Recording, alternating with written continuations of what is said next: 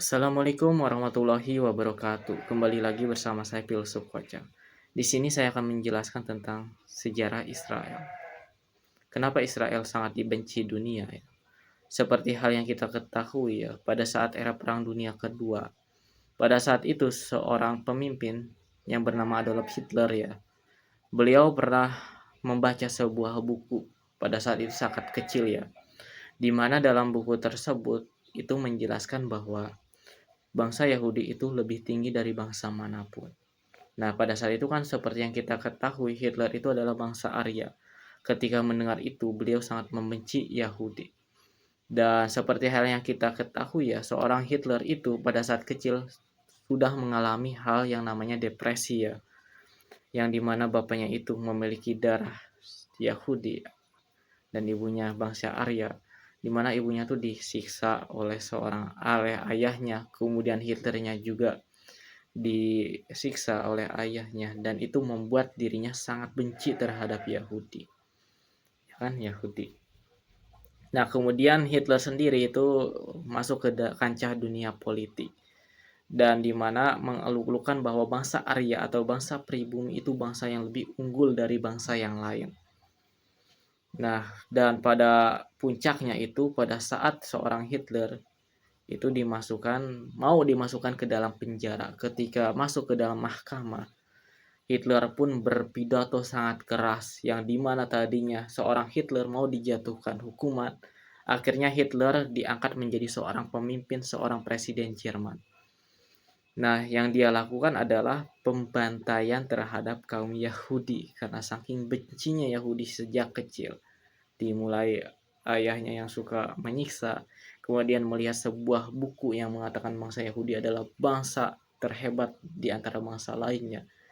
Akhirnya bangsa Yahudi itu istilahnya mau digenosida oleh seorang Hitler.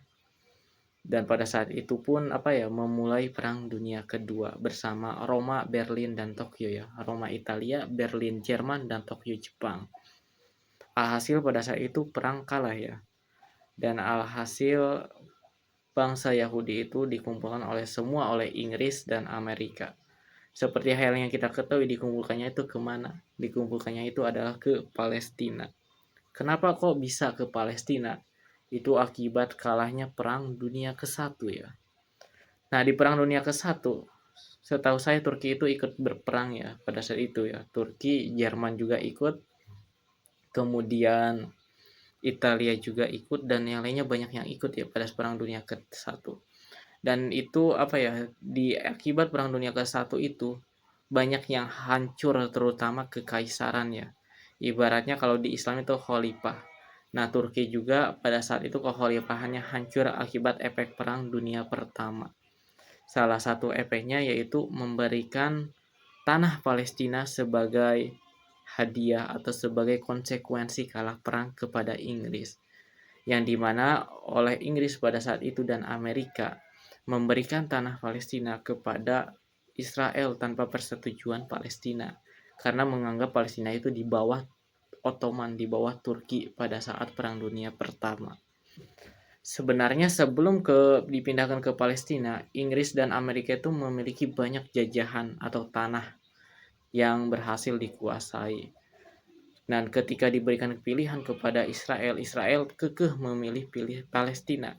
Padahal pada saat itu Amerika dan Inggris memberikan isyarat kalau Israel mengambil tanah Palestina otomatis bakal berperang dengan banyak Arab ya, negara-negara Arab. Namun kata Yahudi pada saat itu mengatakan bahwa ini adalah tanah perjanjian Tuhan yang dimana harus dimiliki oleh Israel. Seperti halnya di kitab-kitab Taurat ya, perjanjian lama dan sebagainya lah seperti itu.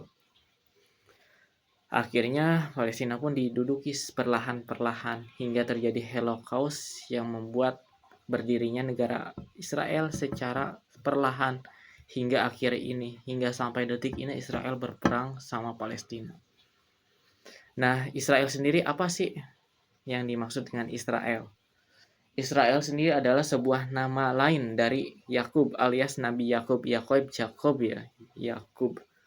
Seperti hal yang lain ya, Nabi Yakub itu nama lainnya Israel.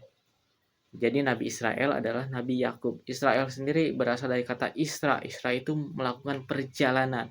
Sedangkan El itu Tuhan. Israel itu perjalanan menuju Tuhan. Karena itu kan Nabi Yakub berjalan kepada Tuhan.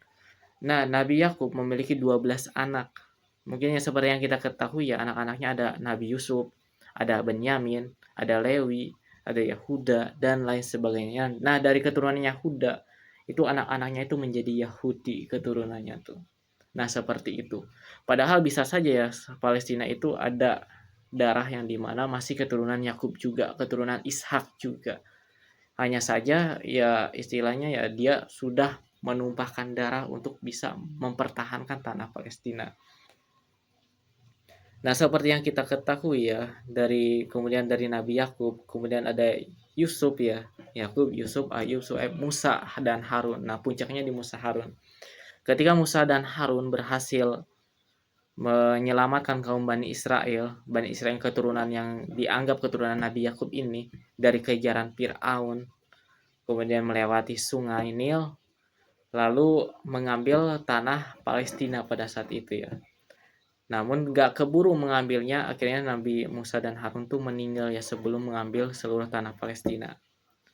Dan kemudian diteruskan oleh muridnya yang bernama Nabi Yusya bin Nun ya. Yusya bin Nun ini memiliki sebuah mukjizat di mana bisa menghentikan matahari saat menjelang malam. Bisa dihentikan seketika. Hingga perangnya itu dimenangkan oleh Yusya bin Nun. Akhirnya Palestina berhasil, bukan tanah Palestina, tanah Syam ya, tanah Syam. Tanah Syam dikuasai oleh Bani Israel pada saat itu. Kemudian setelah Musa, Harun, Zulkifli, Yusya bin Nun, kemudian Daud. Nah, setelah itu kan kaum Bani Israel kekurangan pemimpin ya, dan dikuasai oleh seorang penjajah yang penjajahnya itu rajanya bernama Talut, Raja Talut. Nah, pada saat itu kan agak bingung juga ya, karena dikuasai oleh penjajah. Bani Israel pun berkumpul ini kepada seorang nabi, namanya Nabi Samuel. Nah, kepada Nabi Samuel, tolong pilih raja di antara kami. Maaf ya, untuk penjajah rajanya itu bernama Raja Jalut. Nah, ketika Nabi Samuel itu berdoa kepada Allah, lalu Allah mengirimkan wahyu bahwasanya yang akan menjadi seorang raja di Bani Israel pada saat itu adalah Tolut, Raja Tolut. Nah, ketika Raja Tolut memimpin, pada saat itu kan Raja Tolut itu seorang petani ya, tidak tahu apa-apa. Nah, Raja Tolut pun akhirnya memerintah Bani Israel. Pada saat itu berhasil mengalahkan tentara Jalut. Hanya tersisa Jalut. Pada saat itu membuat sayembara yang dimana terpilihnya Daud. Daud hanya pakai senjata ketapel, akhirnya bisa mengalahkan Raja Jalut ya. Nah, habis itu pun dikuasai oleh Nabi Daud, Raja Daud. Nah, Nabi Daud pun menikah dengan putri dari Tolut ya, kemudian diangkat jadi raja setelah Raja Taulutnya. Nah, setelah Daud itu adalah Sulaiman, King Solomon yang memimpin Bani Israel ya. Kemudian setelah itu seterusnya dipimpin oleh terjadi peperangan saya kurang tahu ya untuk abad-abad Bizantium dan sebagainya ya. Dan sampainya itu dikuasai oleh Umar bin Khattab. Pada saat itu Umar bin Khattab membebaskan tanah Palestina dari penjajah-penjajah lainnya. Kemudian setelah Umar bin Khattab dikuasai oleh King Baldwin IV, seorang Kristen Katolik ya. Dimana itu sangat aman dan damai ya. Umar lalu King Baldwin IV. Kemudian dari King Baldwin IV seterusnya diambil lagi oleh suku Palestina ya, yang jadi negara Palestina. Kemudian sekarang yang akibat perang lalu dikuasai lagi oleh Ottoman Turki. Dari Turki selanjutnya terus di Perang Dunia ke-1 kalah, Turki diserahkan ke Amerika, Inggris, lalu diserahkan lagi kepada Israel, ke bangsa Yahudi. Ini sejarahnya agak panjang ya, mengalahkan dia yakin seterusnya. Dan puncaknya nanti setelah hari kiamat, di mana pada saat itu kan Nabi Isa dan Imam Mahdi memerangi Yahudi sampai bersembunyi kepada batu dan pohon Gorkot ya, sampai pohon Gorkot dan batu itu bisa berbicara. Bunuhlah orang Yahudi yang bersembunyi di balik saya, tapi jangan mengeluarkan suara supaya tidak ketahuan. Dan seterusnya. Jadi sampai sekarang tanah di Palestina itu menjadi tanah rebutan sejak dulu hingga sekarang. Dan seperti hal yang kita ketahui ya, Israel sendiri memiliki 3 perjanjian dengan Tuhan ya. Perjanjian pertama, jika dia ingin menaklukkan suatu bangsa, maka dia bisa menaklukkan bangsa itu. Itu yang pertama. Dan ini yang membuat dia yakin, akhirnya membuat sebuah buku. Mungkin ya, sebuah buku yang menciptakan Hitler marah kepada Yahudi. Yang pertama. Kemudian yang kedua, jika Yahudi ingin menghancurkan sebuah negara, maka negara itu akan hancur. Kemudian yang pertama yang tadi ya, bisa menaklukkan negara manapun. Yang kedua, tidak bisa dikalahkan oleh negara manapun. Dan yang ketiga, Yahudi akan bisa dikalahkan oleh pasukan Muslim, Islam, baik Imam Mahdi ataupun Nabi Isa. Dan ini menutup akhir zaman. Seperti itu ya sejarahnya.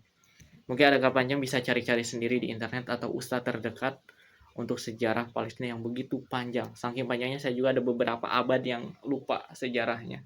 Seperti itu. Nah, sampai sekarang kan apa ya, masih berperang ya antara Yahudi dan ya, antara Israel dengan Palestina.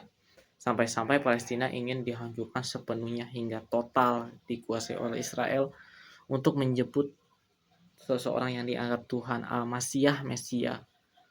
Mungkin menurut mereka adalah kayak Yesus ya, Yudas ya, Kristen atau apa ya. Tetapi menurut Muslim itu pandangannya menunggu kedatangan Dajjal. Seperti itu ya.